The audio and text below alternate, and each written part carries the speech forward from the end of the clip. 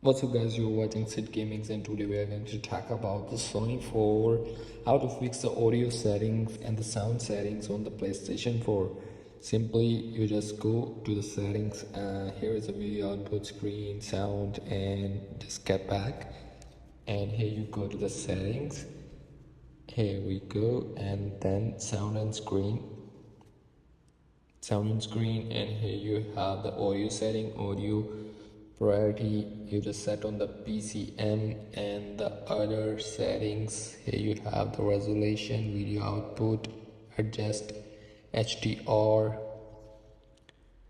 and there is the audio format. You simply just set the audio format and you just go down.